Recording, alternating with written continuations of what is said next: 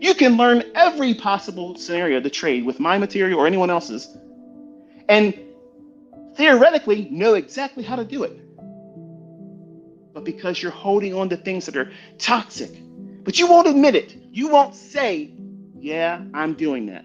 Why? Because you're in love with the normalcy of it. See, it's normal to you to hold on to that toxicity. That's why abusive relationships last as long as they do. Because they lie to themselves. You know what? I probably don't deserve anything better than this anyway. At least I'm getting fed. At least I have a roof over my head. It could be worse. I could be homeless. And we do that same thing. We rationalize the poor excuse of studying, the poor excuse of back testing, forward testing, tape reading before we actually put real risk behind the trade.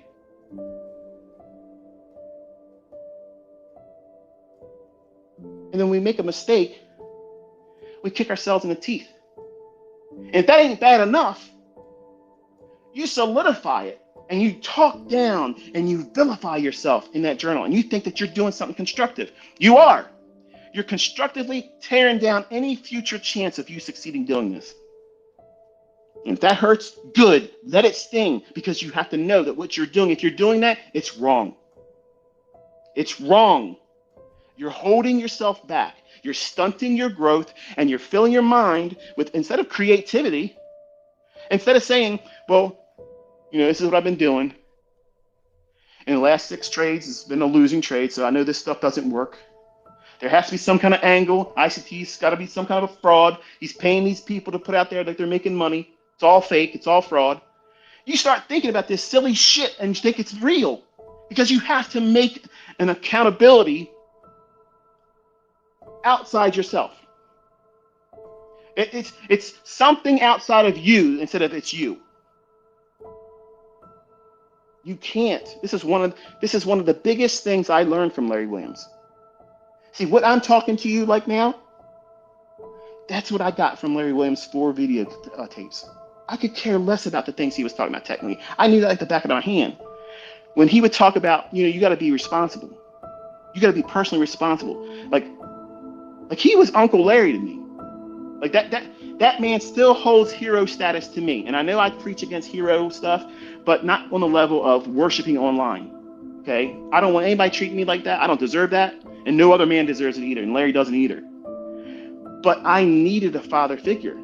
And I tapped into his speaking points on how I'm supposed to account and be responsible, because I wasn't responsible before that. Trading forced responsibility, because I was a very stationary person, introverted. And an introverted man with an extroverted girl that got married way too young for all the wrong reasons, that's a doomed relationship. But because my heart was poured into it, I didn't want to let go of it. Just like you don't want to let go of what you think is normal. It's normal for you to wake up every day and feel, what if something bad happens sooner than I thought? It's funny when you think about it said like that, isn't it? But that's exactly what you do. Yeah, well, I woke up feeling like I want to take a trade, but I wonder how fast I can blow this account today. That's exactly what you're thinking. That's exactly what you're thinking deep down inside, right before you push the button. And you're hoping that somehow you're wrong. That's your trading model. I hope I'm wrong today. Click. Well, I wasn't wrong today. Woo! I love being in normalcy. Better get some more money. Hope they do a discount. What's that new code for the prop firm again? I'm not making fun of you, folks. I did this with real money. That's way more painful. Way more emotionally destabilizing, demorally miserable. And I wasn't making a lot of money back then. So you have to pour yourself into laying a dreamscape. Cheerlead yourself in your journal. Instead of saying, what if something really bad goes on? What if I lose? What if I blow the account? What happens if this doesn't work on my next 10 trades? Change that to, what if I've waited too long to be disorganized? How incredible will I see my results turn around and be more consistent when I'm not focused on the adversities that could happen. And I don't know if they're going to happen, but if they do, that's why I have risk management. That's why I have a stop loss. That's why I don't over leverage. See, when you have a system and you have an organization and you have a model that you say, I can't trade more than this many contracts. I can't take more than this many trades per day. I can't risk this much money on any one individual trade. You know what that does? See, men, we think that is, you can't do something. You better not do it. You better not. And the young punk in us sees that sign, says, don't walk on the grass. What are we going to do? Say it. You know what it's going to do. I'm going to moonwalk on that. That's how we're wired. We're cavemen. We're like Neanderthals. You have to do this, this, this, this, this. You can't drive faster than 55 and don't cross the yellow line. And what do? The guy in front of us is going too slow. Get the fuck out of my way. I'm crossing the yellow line and I'm doing 85 miles an hour in a 35 mile an hour zone. Why? Because I'm a fucking caveman. That's why. I'm just wired that way. But you can't do that in trading. You can't do that in trading. You're going to have your hinder parts handed to you expediently. It's going to happen just like that. You're going to think you're special. They happen so quickly for you. That's service with a smile. You got to tell yourself, what if I get 5 winning trades in a row? How exciting is that? And if it happens that you get a losing trade, you don't go in there, oh, well, I blew that. You say, you know what? This is what I learned from taking that loss, and I'm glad I only lost a little bit. I have this much money still in my trading account, and I am getting experience. I am learning how to manage losses. Done. Done.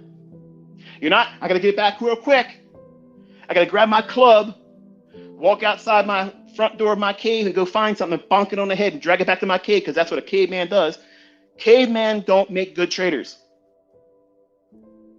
You don't see any cavemen trading. But you have to trade your nightmarish perspective for a dreamscape perspective. You got to really energize yourself and focus on the positives of everything, even if it's a losing trade. That is experience that you can't pay for outside of what your loss was. You can't buy that in a book. I can't sell you that experience. You have to experience it. No one can make you better by having the idea instilled in you that you're never going to have a losing trade.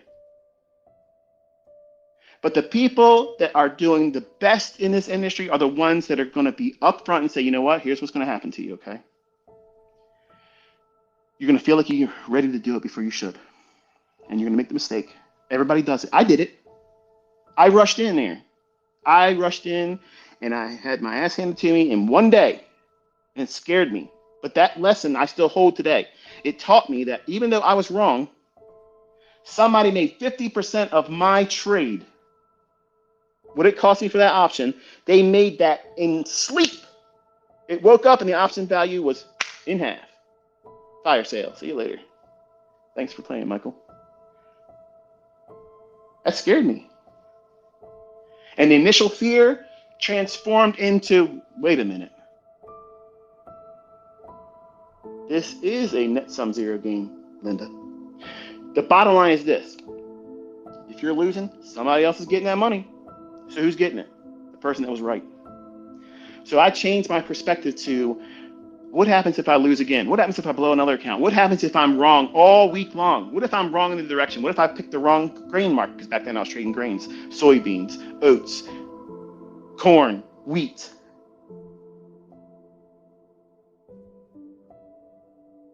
I said, you know what? I'm going to strip this down and remove all of these moving parts. I got too many things, like a kid in a candy store. I don't know what I want to grab next. I need to focus on one market, bonds. And I was interested in S&P. And here's the thing, okay? You want to see influence and the effect in my life? I was killing it in bonds. But because I kept watching those videos, Larry Williams saying, I made this much money in S&P. I made this much money in S&P. I made this much money in S&P. What am I hearing? You better be trading S&P or you're not going to be like your hero. Come on, get like Larry, boy. Get your ass in there and trade the S&P. Come on. And while it only had a very small range daily, a couple handles daily, your average stop loss is many times greater than the average daily range back when I was trading the S&P. It's like we're cussing and pissing a fit if you would have saw what that volatility was like applied to today. Like, you don't even know like how good you got it right now. Like, you have no idea how good you got it. Ask somebody like Larry Williams, who's got a decade more experience than I do, and I lived those years, and he lived them before I did, and he's traded that market more than I have and longer than I have. It was more contracts than I ever did. Think about that. I guarantee if you asked him, what's the volatility like compared to today and when you were trading in 1987, in 1990, up to 1995, the volatility was really, really constricted. But you can find setups. And today, you have the gift. You have the gift of what we prayed for. We prayed to the illusionary gods of the market back then. Please, market gods, let this market move 10 handles today. It wouldn't. But the bottom line is we would do it. We had these problems of talking to the screen, talking to the charts, talking to the TV, FNN, Financial News Network. It's later became CNBC, I think it was. If someone said something bad about the market you're in, shut up, you so-and-so. You're going to make the market go down against me. Come on, man. I've been there, but I don't do that now. Why? Because somebody else's opinion, in my opinion, is wrong. Everybody else is wrong. Why do I think that way? Is it narcissistic? No. Outwardly looking at me, it sounds like a narcissist. It sounds like this guy is full of himself. Well, that's true, because I've filled myself up with positivity. I'm so sugary sweet with love of myself that nobody's bringing me down. It's not going to happen, because I did this to myself for years, for decades, feeding positivity in my journal. It's like a superpower. You see it, I'm online. Somebody comes and talks smack to me. I'm out there on X. I'm not hiding from anybody. But somebody comes at me, I'm immediately, bam, right back in your face. Give it to them. And that's really why I'm on X. I can't put it down. I'm so addicted to just slapping them around. I just love it. But if I'm going to be there, I might as well make it a carnival-like atmosphere and share some stuff too, right? I know for the guys thinking right now, but why aren't you on Telegram right now? You've been real quiet in Telegram. Well, we were in a big move this week, so Daddy had to take care of things, and I didn't want to mess it up. And the volatility is too high, and there's too many of you that are brand new. I don't want to say something and influence you in a time when the market could absolutely take your head clean off. So I moved to what? The higher time frame. So you still got what I told you was going to happen, and you've seen it.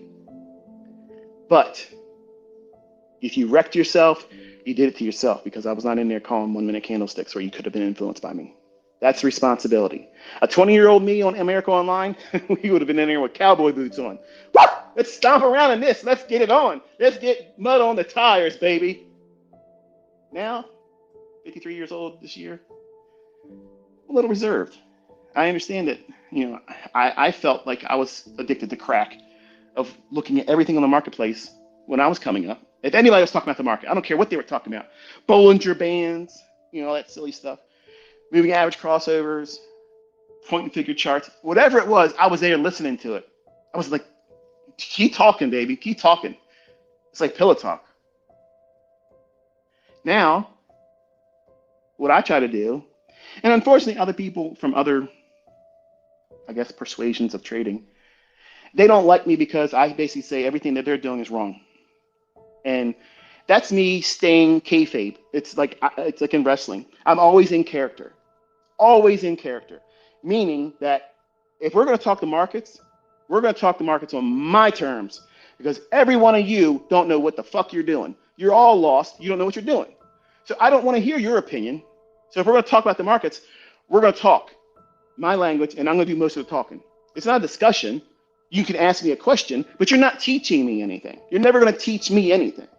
And I've done that to myself where I've basically mutated into this, you can't even touch me. You can't even get on my plane. You can't even do that.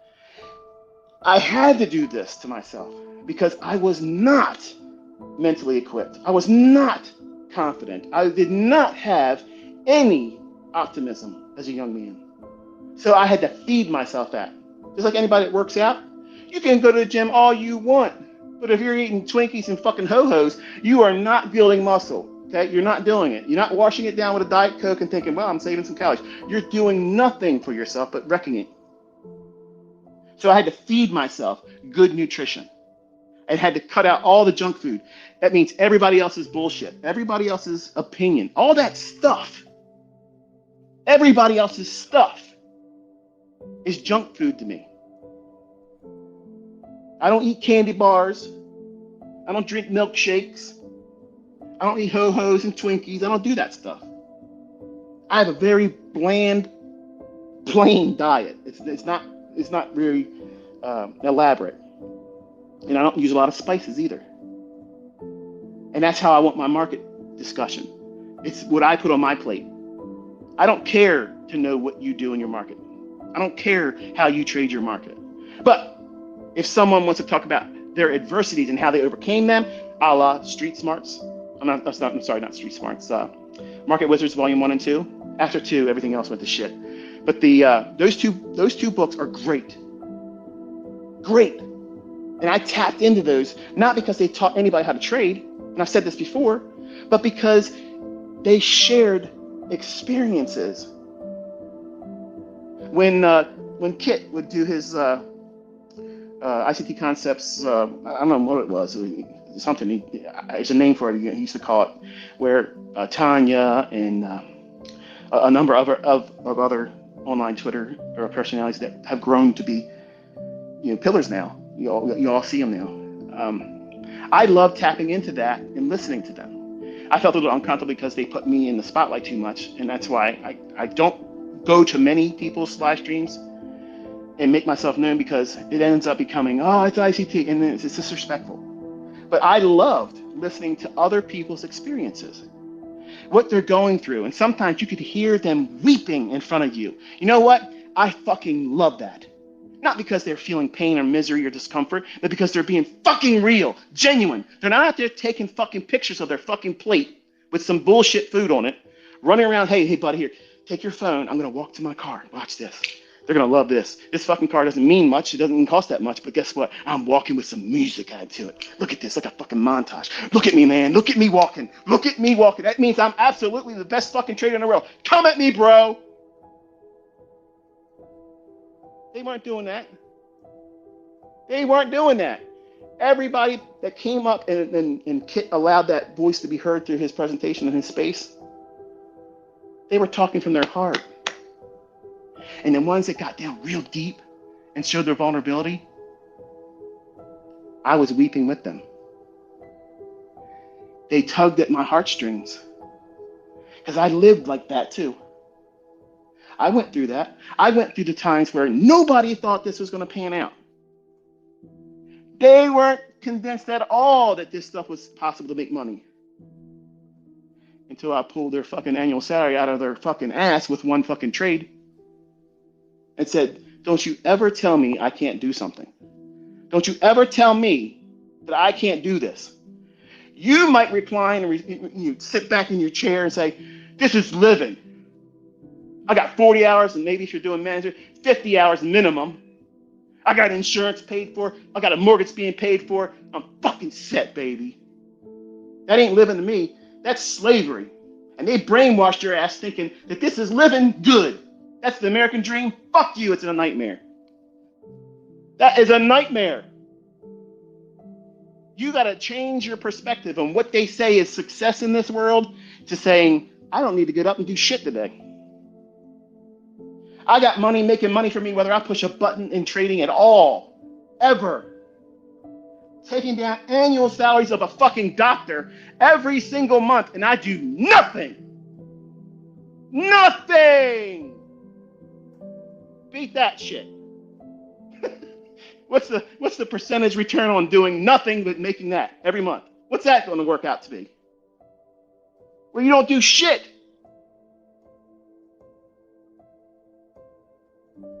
If you let these people, whether they're family members or friends or online people, talk down to you and you take that in, if you absorb that and you let it affect you, you're laying down.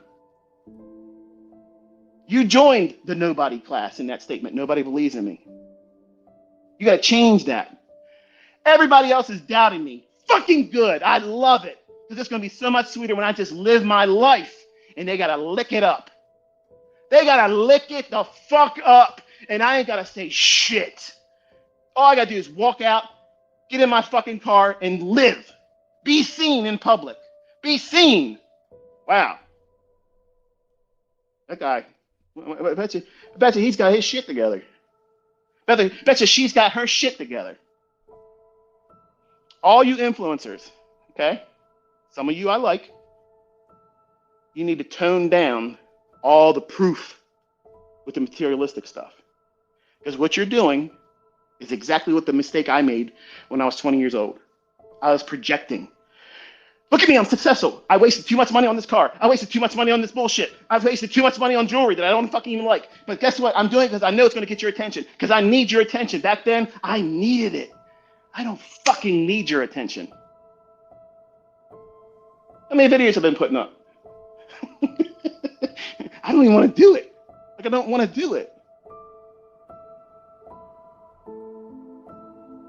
I'm at the latter portion of my life. And all of that carnival-like atmosphere isn't that interesting to me anymore. Once in a while, I'll come out here and pull something out like this, and some of you are probably thinking, oh, he's back to cussing again. When I get passionate and energetic and I'm living old memories, it's going to tap into real emotion. And if that's offensive to you, deal with it.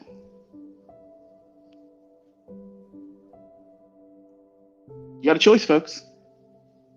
You're going to live in nightmare, or you're going to thrive in dreamscape. Everything is like taking a ride on the good ship Lollipop, baby. Every fucking day is a good day. Every day is a good day. Every day is a good day. Every decision made is an informed decision, and there's no regret in it. Why? Because we are algorithmically, principally oriented to trading. We're not looking at guessing.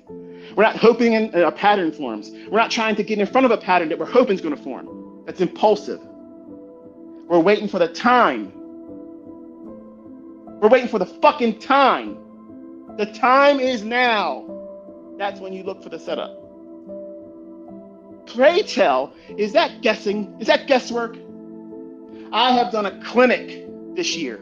I have literally made a clinic proving. If you want to say you don't believe in it anymore, good. You just failed the IQ test. You're a fucking idiot. Because if you see this much evidence proving that the markets are absolutely systematically programmed, scripted to go to specific prices at specific times and then get animated to go to a predetermined level, guess what that means? You're blind to it. If you can't see that, you're blind. And I can't tolerate that now. I have no tolerance for it. It's been fun up till now, but I've pulled back the veil. You have no excuse now. You have no excuse. Zero. You're either joining and jumping in the plasma pool, or you're getting the hell out of here. And that's exactly what this is today. This is a litmus test for you. If you think that your supply and demand zones wipe off horse shit, supply and demand, Elliott wave, pitchforks up your ass, all that stuff, you think all that stuff means anything outside the element of time, this is when the market's going to move. This is when it's not going to move. I've shown you that every week. Every time I sat down and told you this is what the market's going to do, this is what the market will do. There's been a couple times I give you some cliffhangers. Oh, something's going to happen. Oh, look at this. He comes out, rookie sensation. That's not bragging, folks. It's not bragging when it's facts. It's not bragging at all when it's facts. You need to sit down and think to yourself, do you want to subscribe to unbelievable bullshit that's written about in books, that is archaic, that literally has you doing a 50-50 outcome? 50-50! Let me ask you a question. We say it proverbially that every time we get in our car and drive to work, we have a 50-50 chance of getting in a car accident and dying. But in reality, is it really 50-50? It's not. How many times have you been going there? How many times did you have an accident? Next to never, right? For some of you who have been blessed. For those of you who recklessly drive, you're like, well, not for me, ICT. I drive 85 miles an hour, man. I take speed bumps like hills to jump, like Dukes of Hazzard. So, it's no surprise that I'm having a lot of adversity driving to work. Here in trading, we're not trying to do things recklessly. We're waiting for a time. We are giving ourselves no permission. And this is why it's hard. It's expensive forging that level of responsibility and discipline, because it's going to cost you a lot. Because you're going to have to go through a lot of sitting and waiting. I saw this guy or this girl, she just got a payout. She did this and she's trading this market. I'm trading the wrong one. ICT, why aren't you trading ES? Damn it!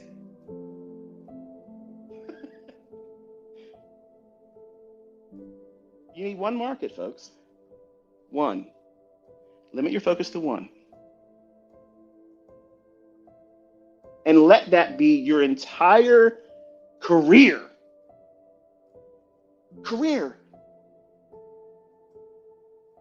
You only need an imbalance in price. That's it. An imbalance in price, no matter what market it is an opportunity.